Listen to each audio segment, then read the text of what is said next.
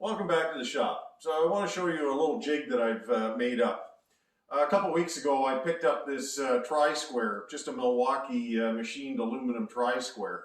And I was looking at this and I'm going, I've got a really good way of modifying this that I can use for setting drawer tracks.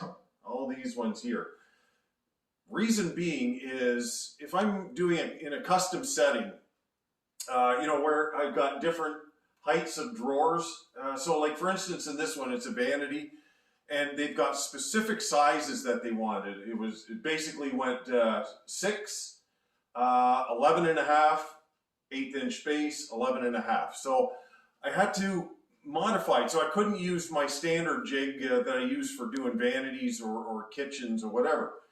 So how do you do this? Well, I've made a jig in the past, but now this I think is just that much better, just because it's made of aluminum. The other jig I had was just made in plywood, and they tend to wear out a bit, and I found that this has a much better practical application. So I'm going to show you the process of what I do on a gable that I'm doing, because I have to make the mirror image to this on a right-hand swing door. So I can show you what I do to prep this and show you how easy it is to actually get this thing put together. It is such a simple way of setting these drawer tracks in, you'll never go back. So here's a little bit of a mock-up. I've got a door here, and that door is going to be 23 1/8 high and a 6-inch drawer front. So I just made these just out of some scraps. But I want to put a rail behind it right here. So this is my 5/8 rail, and I want that drawer track to sit on top of it. So like that. And what I want to do is I want to make sure that this thing is perfectly parallel across that. And all I want to do is I want to set one hole right there. And I'm going to put a system screw into it. And then the rest I can just do using that square. So I'm going to show you what I do when I'm doing this, because this is the positioning where my drawer front is going to be. So with that 1/8 of an inch gap.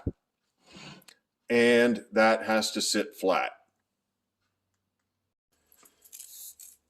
All right, so I've got my 23 1/8 high door, 1/8 inch gap, and a 6-inch drawer front. So if I add 1/8 of an inch to the height of that door, which gives me my gap, I just mark a line at 23 1/4. And I just mark a line with the square, and then I know that's the bottom of my drawer front. Bear in mind, this rail is going right here, like that. So that is going to be determined by when this goes up underneath, like that. I want this to tuck up perfectly under the bottom of that track and be halfway in the middle of this line here.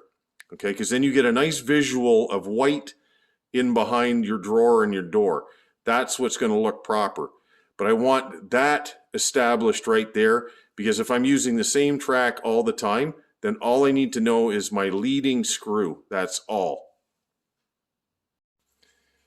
So what I've done here is I've drilled a 3/16 hole right here, because I'm using 5mm system screws and they fit nicely in a 3/16 hole. And I've drilled it at 1 inch and 1/16 to the center of this. So now that will go right there, and I've got a mark here.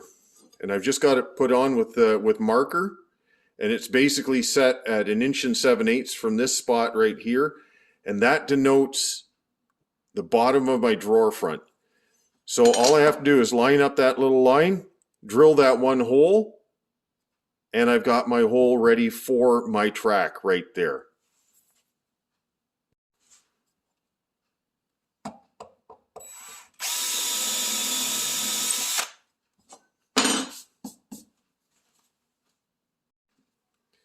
So there's the 5mm screw, and I got this with just a Robertson head. You can get them with Quadrix or Phillips, whatever you prefer.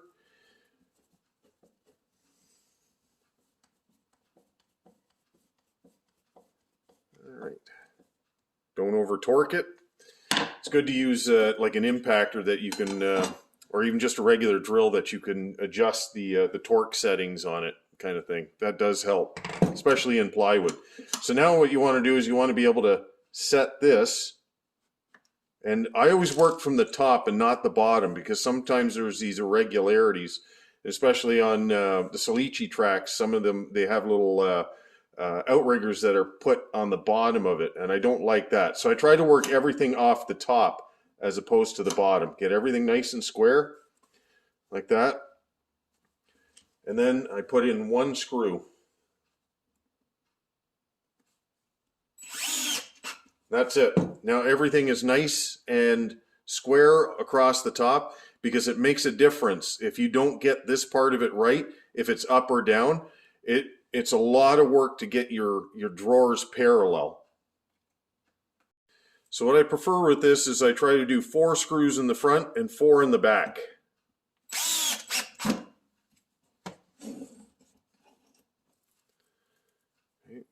And you'll have to push the track back and forth to get at the screws, because when this rail is in the way, you can't get your drill down there, and it'll just be contacting it. And just by shifting it down, as you can see, you can just barely get it into this while it's hitting that other part of the track here.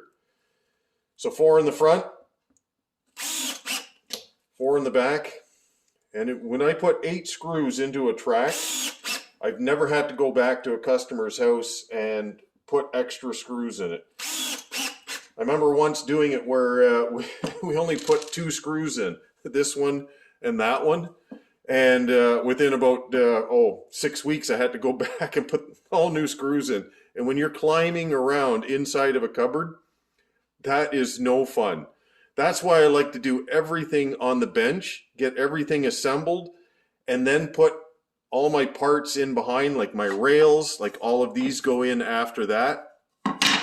And then everything lines up, and I don't have to scramble inside of a cupboard with little boards to hold up a track or anything like that. Now everything is perfectly square and parallel. You can put a drawer front wherever you want with just one simple hole. That's it.